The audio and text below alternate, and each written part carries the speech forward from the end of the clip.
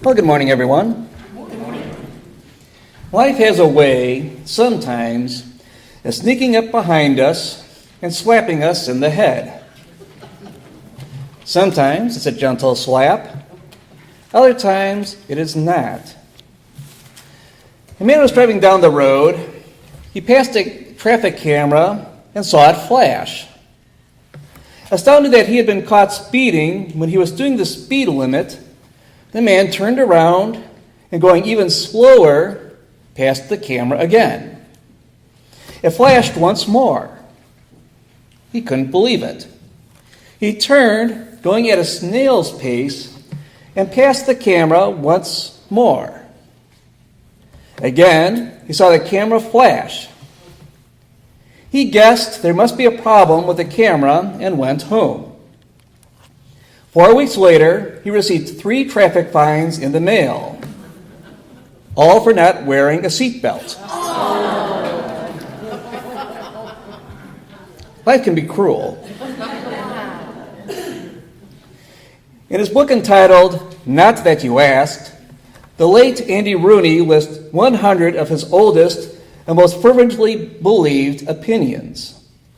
For instance, he says, "I don't like any music I can't hum." Some of us can relate to that. Or how about this? "When I was young, I always assumed I'd get to like carrots when I got older, but I never did." Or this one: "If dogs could talk, it would take a lot of the fun out of owning one."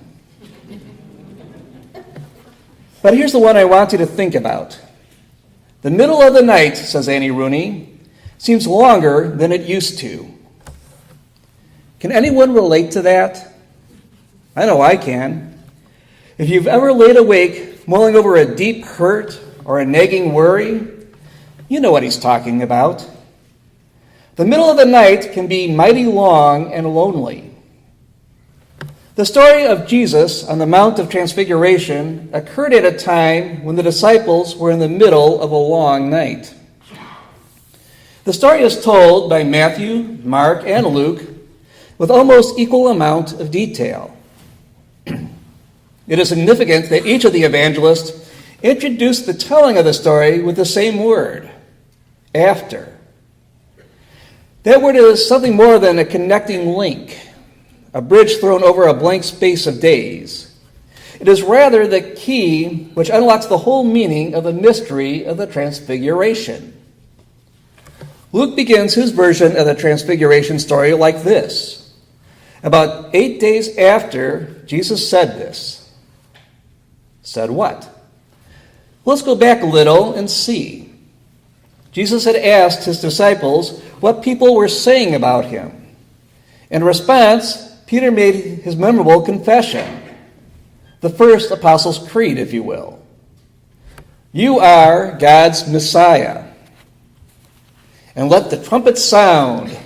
This is one of those crescendo moments in the New Testament. Immediately, however, Jesus leads their minds down from these celestial heights to the lowest depths of degradation, dishonor, and death. "The Son of Man must suffer many things," he says to them, "and be rejected of the elders, chief priests, and scribes, and be killed, and the third day be raised to life." And just like that, he shattered the disciples' bright dream. Like some fearful nightmare, the foreshadowing of the cross fell upon their hearts, filling them with fear and gloom, and striking down hope and courage, and even faith itself. It would almost seem as if the disciples were unnerved, paralyzed by the blow, and as if an atrophy had stolen over their hearts and lips alike. The next 6 days are filled with silence, without word or deed, as far as the record shows. How shall their lost hope be recalled, or courage be revived? How shall they be taught that death does not end all, and that one shall find his life by losing it? The Transfiguration is the answer. Their experience on the Mount of Transfiguration would awake them in the middle of their long night. Have you ever experienced one of those long nights when your hopes were dashed and your heart and mind filled with dread? During one of the terrible storms created by an El Nino a few years back, a devastating tornado hit a southern community. In a TV news interview, a third grader who had huddled with her classmates in the elementary school hallway as the funnel cloud roared overhead was asked if she was afraid. She replied matter-of-factly, "No, I just cried and prayed to Jesus." Have you been there, crying and praying to Jesus? It is amazing the things the human beings can endure. Detroit TV newscaster Mark Krim tells of visiting a new Asian restaurant in his neighborhood. The place was already filled with customers. He remarked to the waitress that this new place seemed to be a success already. She replied that she knew the restaurant would succeed because the owner had to climb over a mountain to get there. She wasn't exaggerating. As she explained, the restaurant owner and his family had been forced to escape from Cambodia and emigrate to the United States because of persecution under the communist government. They had literally climbed over a rugged mountain to flee their country. And now in their new land, the family worked into the wee hours every night, and they never once complained, the waitress reported. They were just so happy to be in America. She knew that their determined attitude and hard work would spell success for their restaurant. We admire people like that, don't we? The longer the night, the brighter success shines in the light of day. But when you're in the middle of that long, dark night, climbing a mountain to escape an oppressive government, or sitting at the bedside of a loved one in their last hours, or lying in a hospital bed with tubes sticking in you, or going over your checkbook in the wee hours of the morning, wondering how you will ever make ends meet, or whatever your long night may be, it's hard at such times to hold on to the promises of God. The disciples were in that dark night. They had left everything they had and placed all their hopes in Jesus. Now Jesus tells them that he must be crucified. It is then, when their hearts are numb with hurt and disbelief, that Luke writes, about 8 days after Jesus said this, he took Peter, John, and James with him and went up into a mountain to pray. As he was praying, the appearance of his face changed, and his clothes became as bright as a flash of lightning. Then Luke writes, Peter and his companions were very sleepy, but when they became fully awake, they saw his glory and the two men standing with him. In the middle of their long, dark night, when their hearts were laden with anxiety and despair, the disciples became fully awake to the truth of the gospel. Christ is the Lord of creation. The fact that Jesus must be taken from them did not negate the promise that he had brought into their lives. There is a dawn that follows every darkness, hope that follows every despair, a beginning that follows every ending. The experience on the Mount of Transfiguration came at precisely that moment when the disciples were prepared to believe the worst about their future, when they were ready to throw up their hands in despair and resignation. In the middle of their long night, the message of hope was delivered. An unknown woman tells of losing her mother, whom she called her dearest friend, to cancer. Always supportive, her mother clapped loudest at this women's school plays, held a box of tissues while listening to her first heartbreak, comforted her in her father's death, encouraged her in college, and prayed for her her entire life. When her mother's illness was diagnosed, the woman's sister had a new baby, and her brother had recently married his childhood sweetheart. So it fell on her, the 27-year-old middle child without entanglements, to take care of her mother. She counted it an honor. Now she sat at her mother's funeral. The hurt was so intense, she found it hard to breathe. "What now, Lord?" she asked as she sat alone in the hard pew grieving.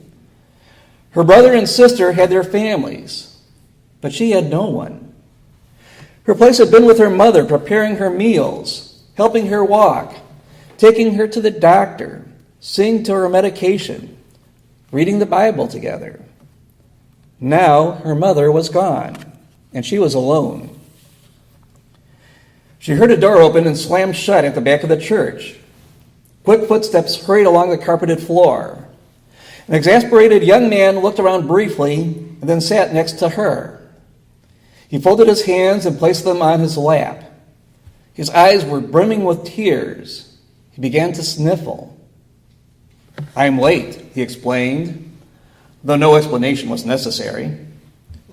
After several eulogies, he leaned over and asked, "Why do they keep calling Mary by the name of Margaret?" "Oh," this young woman replied, "because that was her name, Margaret. Never Mary. No one called her Mary," she whispered. She wondered why this person couldn't have sat on the other side of the church. He interrupted her grieving with his tears and fidgeting. Who was the stranger anyway?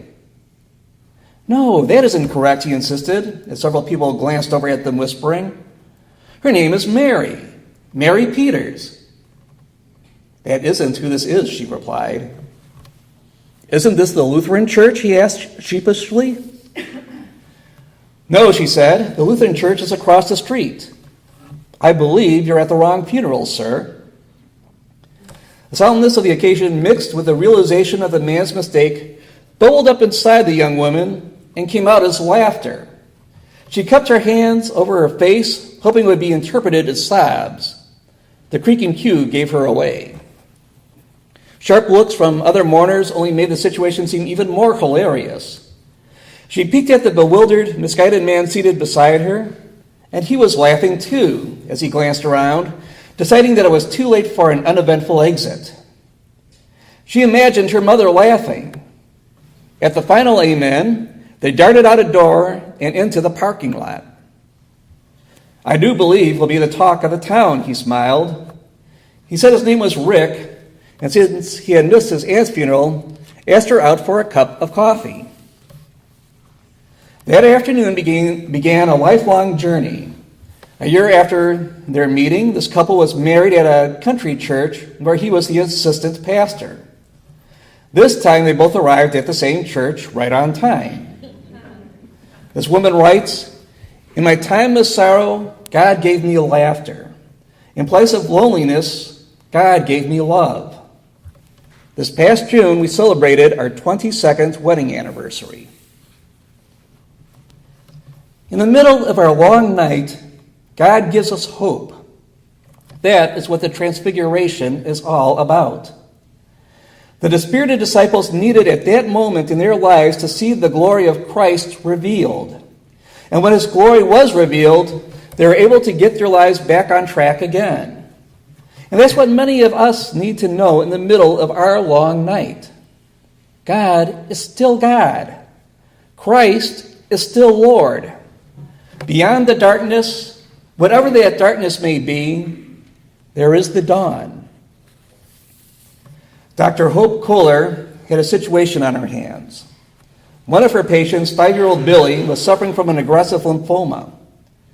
Billy's parents wanted their son to die at home in New Mexico, not in the Boston hospital where he had been treated. They couldn't afford a flight, so Dr. Hope set about finding transportation for them. She and the family got as far as Dallas, but Billy became too sick to continue. Commercial airlines wouldn't carry someone in his condition. Hope got Billy admitted to a local hospital, and she stayed with him around the clock, trying to keep him comfortable. Finally, Hope located a doctor who owned his own plane. He got the boy home just in time. Billy died soon after landing in New Mexico. In addition to his name and dates on the tombstone, Billy's grateful parents inscribed one more line: Hope brought him home. The line could be added to our tombstones as well. Hope brought him home. The experience of the Mount of Transfiguration restored the disciples' hope. In the middle of our long nights, may it restore our hope as well. Would you please pray with me?